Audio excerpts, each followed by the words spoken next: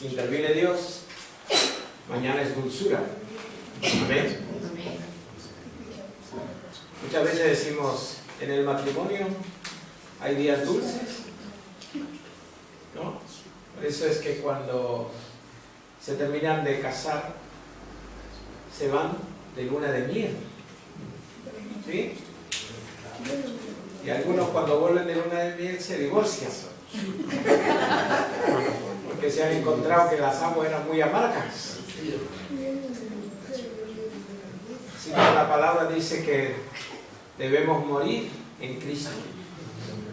Porque nuestro egoísmo, nuestro yo personal llega, o nuestro lugar llega hasta donde empieza el otro. Las aguas se han vuelto dulces. ¿Y quién no le gusta tomar las aguas dulces? Dígame. ¿A que usted se toma el café malo? Hay algunos que sí, pero... ¿Sí? Es una palabra, Ricardo, para mí. Siempre tomo la palabra para mí. Que las situaciones se vuelven dulces cuando interviene el Señor. Cuando nosotros dejamos que el Señor intervenga, comenzamos a ver las cosas de otra manera. Lo que hoy nos parece terrible, mañana las veremos diferente.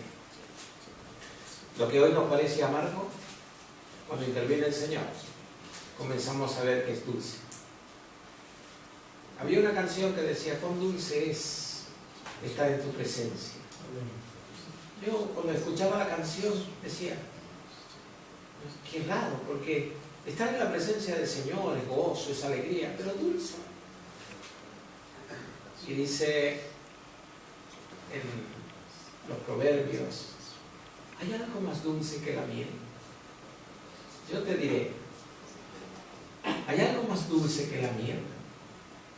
Yo te diré, decía, Jehová es más dulce que la miel. Amén. Cuando probamos la dulzura del Señor, comenzamos a caminar un camino diferente. Comenzamos a ver a la gente diferente. Jesús dijo que miró a la multitud y tuvo compasión de ellas. ¿Por qué? Porque eran como ovejas que no tenían pastor. El pastor nuestro es el Señor, ¿no es cierto? Y leemos el Salmo 23. ¿Y qué decimos? Jehová es mi pastor, nada me faltará. Amén. Pero ¿saben una cosa? El Señor puso ministerios en la iglesia y puso pastores. ¿Y sabes qué? El hecho de ser pastor, yo puedo decir yo soy pastor. Hay muchos que dicen yo soy pastor y hay otros que dicen yo soy apóstol. Ya puedes decir lo que tú quieras. Pero sabes que no hay pastores si no hay ovejas. ¿Qué dice de las ovejas? Que oyen la voz del pastor y reconocen la voz. Hace un par de días en la televisión, a mí me gusta ver los comentarios, y había ahí un grupo de pastores catalanes que estaban llevando las ovejas y hicieron una prueba. Había un grupito de ovejas y venían uno y le hablaban. Y las ovejas, no, ni se movieron. Así lo hicieron con 3 o 4, hasta que vino el pastor de esas ovejas y solamente le dijo, ¡hey! Y las ovejas salieron para medir. Las ovejas escuchan la voz de su pastor. Amén. Gloria a Dios. Cuando escuchan la voz de su pastor es reconocer al pastor, ¿verdad? Amén. Porque si tú no reconoces a tu pastor, pues no tienes pastor. Por eso yo le digo a la gente, no importa en la iglesia que estés, reconoce dónde estás, si ese es tu pastor. ¿Por qué? Porque te sentirás confiado, porque te sentirás amado, porque te sentirás cubierto por la mano pastoral. Sí que el gran pastor es Dios para nosotros. Amén. Ahí se nos vuelve todo dulce, ¿verdad? Gloria a Dios, sí, Señor. Si yo preguntara en esta mañana, ¿cuántos han pasado un día de esta semana pasada un poco amargo? No me contestes. Yo creo que alguno levantará la mano y dice, yo me lo he pasado fatal. Nosotros hemos pasado 2 semanas con Mirta diferentes. No digo malas, son diferentes. Porque ver a una mujer que no para, te la conocen, siempre está hablando y peleando y haciendo cosas con la gente. En casa no para. En la tienda, ahí en la asociación tampoco para. Porque yo le digo, ve a la tienda, te sientas en el sofá y habla con la gente. Dice, sí, pero no. Llega ahí, agarra su escoba, empieza a limpiar, empieza a acomodar ropa, o sea, no para. Y de pronto, esa mujer fuerte, esa mujer que se mueve, esa mujer que hace todo, de pronto tú la ves que se cae sola. Y la tienes que cargar a los hombros y llevarla hasta el aseo, llevarla hasta el comedor, cuidar que no se caiga arriba del plato, porque se marea y se cae. Eran amargas esos días. Pero cuando intervino el Señor y dijeron, no tiene nada, le dije, evidentemente, lo que tienes que estar es horizontal. Descansa, porque no hay nada. No hay enfermedad. Y si hubiera habido algo, Dios la hubiera sanado. Amén. Pero ahí es el momento en que tú dices, cuán dulce son tus palabras, Señor. Amén. Porque Él te alienta, porque nada te faltará con Él. Amén. Amén. Juan está hablando, Juan capítulo 15, verso 16. Estoy refiriéndome a lo que nuestro hermano Ricardo ha comenzado. Porque ¿quién, cuando lea esta palabra, puede decir, yo no lo sabía? San Juan o Juan, como es San Juan. San Juan. El Evangelio según San Juan, capítulo 15, verso 16. Porque no me elegisteis vosotros a mí, sino que yo os elegí a vosotros. ¿Sí? Y os he puesto para que vayáis y llevéis frutos. Y vuestro fruto permanezca, para que todo lo que pidierais al Padre en mi nombre, Él os lo dé. Fíjate qué tremendo. ¿Quién te ha buscado? ¿Quién te ha escogido? ¿Quién te ha llamado si no es Él, el Señor de señores? O sea, estás aquí no por mera casualidad. Alguno puede decir, bueno, yo cuando me vine de Argentina, me vine a Italia, de Italia me vine a Tarragona, de Tarragona, me encontré acá con el Benjamín y por ayudarle al Benjamín, de pronto ahora yo soy el pastor. ¡Qué casualidad! No, es casualidad. Dios te ha llamado. Muy bien. Dios te ha escogido. Amén. Amén. Dios tiene un propósito contigo porque Él te ha puesto adentro tuyo frutos. Y podemos hablar del fruto del Espíritu Santo. Pero aún más podemos hablar de muchas cosas que están en la Biblia. Pero yo quiero referirme a que Dios escogió un pueblo. 2,5 millones que salieron, pero tenían un pequeño problema. Cada vez que las cosas no salían como ellos pensaban, murmuraban. Yo me imagino al pobre Moisés. Cada vez que se daba vuelta se sentía. ¿Ha visto los abejorros cuando a veces hemos tenido acá la ventana abierta y ha entrado una mosca, es un moscardón esos grandes, ¿no? A que todos andan mirando el moscardón. ¿O me parece a mí? Hasta yo, sí. Sale el moscardón por aquí y andamos todos mirando los aviones. No. Esa es la murmuración. Llama la atención de todos y no hace nada. Hace perder el tiempo.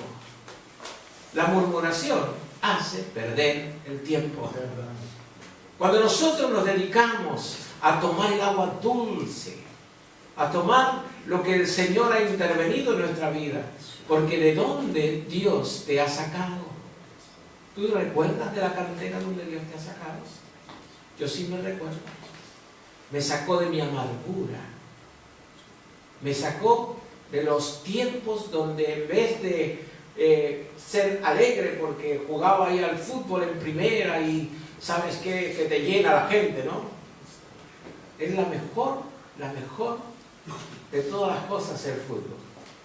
Te dice cuando estás en el cielo y te dices cuando estás en el infierno. ¿O no?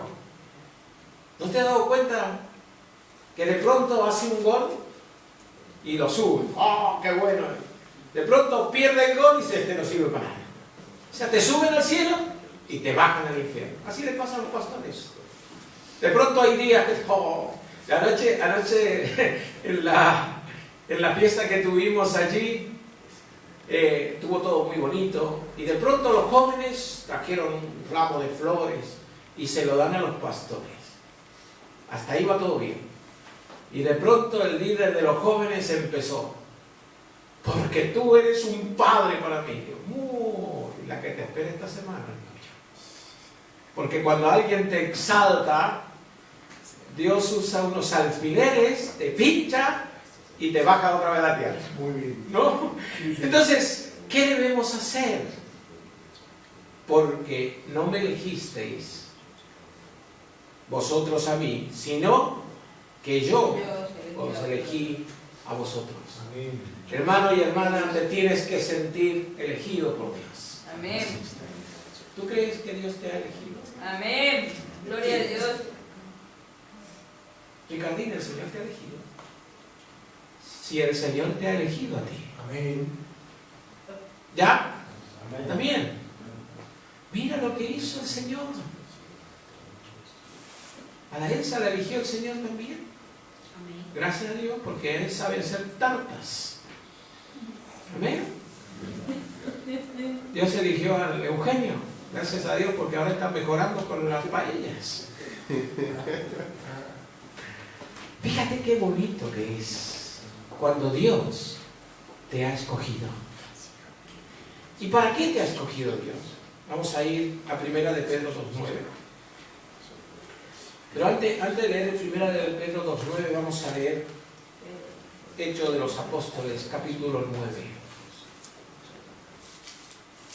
Porque alguno dice, nosotros nos tenemos que arrepentir de nuestros pecados. Y alguien te dice, pero si yo no he pecado, no he matado a nadie. Hay que hacerle entender que el pecado ya lo llevamos implícito. Nuestro pariente, el Adán. ¿Cuántos son parientes de Adán acá? Amén. Todos. Pues nuestro pariente Adán cometió un pequeño error. Acusó a Dios, lo acusó a Dios que él había pecado por culpa de él. Usted sabe la historia, ¿no? La mujer vino, le dio un fruto, él se lo comió, él era responsable. Cuando se lo come Adán, recién se le abre la visión. Antes no, a la Eva tampoco. Y cuando viene Dios y le dice, ¿qué has hecho, Adán? Y el Adán le dijo, la culpa es tuya, la mujer que tú me has dado, esa es la que me hizo pecar. Eso es lo que le pasa al ser humano, no reconoce cuando se ha equivocado.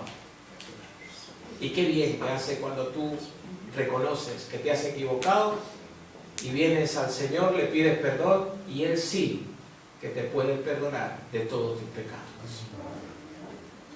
Capítulo 9 de los Hechos de los Apóstoles. Saulo, respirando aún amenazas y muerte contra los discípulos del Señor, vino al sumo sacerdote y le pidió cartas para la sinagoga de Damasco, a fin de que si hallase algún hombre o mujeres de este camino, los trajere presos a Jerusalén. ¿Sí? La sabemos la historia, ¿no? ¿Qué le pasó a Pablo? Mas yendo, versículo 3, mas yendo por el camino aconteció que al llegar cerca de Damasco, repentinamente le rodeó un resplandor de luz del cielo. Y cayendo en tierra oyó una voz que le dijo: Saulo, Saulo, ¿por qué me persigues? Y dijo: ¿quién eres, Señor? Y le dijo: yo soy Jesús, a quien tú persigues. Dura cosa te es dar coces contra el aguijón. ¿Sabe qué le estaba diciendo? Es muy duro patear un clavo. Eso es lo que le estaba diciendo. Y temblando y temeroso dijo: Señor, ¿qué quieres que yo haga? Y el Señor le dijo: levántate y entra en la ciudad y se te dirá lo que debes hacer. ¿Qué dice la palabra? Porque yo os elegí a vosotros. ¿Y cómo va a elegir a un hombre que estaba persiguiendo a la iglesia, que estaba haciendo cosas que hacían blasfemar a los hermanos, los perseguía, los metía en la cárcel, los torturaba? ¿Cómo puede Dios escoger a un hombre así para su obra? Digo, bueno, yo no soy tan malo como Pablo, o como Saulo primero. Pero él lo escogió. Luego podemos ver la historia y ver cuánto sufrió Pablo y cuánto predicó. La mayoría de las cartas paulinas está lleno en el Nuevo Testamento de cartas de Pablo, las cuales aprendemos, ¿verdad? Ahora, ¿por qué lo escogió? Para que lleve fruto. ¿Sí? ¿Qué dice donde habíamos leído? No me elegisteis vosotros a mí, sino que yo os elegí a vosotros. Y os he puesto para que vayáis y llevéis fruto, y vuestro fruto permanezca. ¿Qué fruto llevas tú? ¿Qué fruto puedo llevar yo? ¿Que haya tenido? Ninguno. Si el Espíritu Santo de Dios no pone el fruto en nosotros, difícilmente podamos nosotros llevar algo, ¿verdad? Pero cuando hemos entrado en su voluntad, cuando hemos elegido servir al Señor, nos hemos encontrado que somos alguien. Primera de Pedro 2:9 le está diciendo: ¿a quién? ¿Sabes? Cada vez que leo esta palabra, yo digo: esto es para mí. ¿La bendición para quién es? Para mí. Aquí ya no puedo hacer lo que hago en otras congregaciones. Porque en otras congregaciones, cuando voy, pregunto primeramente: ¿y la bendición para quién es? Bueno, para nosotros, para todos. Digo, no, la bendición es para mí. ¿Verdad? Primera de Pedro 2:9 dice: mas vosotros, ¿a quién le está hablando? A mí. ¿A quién le está hablando aquí? A mí. Mas vosotros sois linaje escogido, real sacerdocio. Quiere decir que me sacó de las tinieblas y me trajo a la luz para hacerme un sacerdote.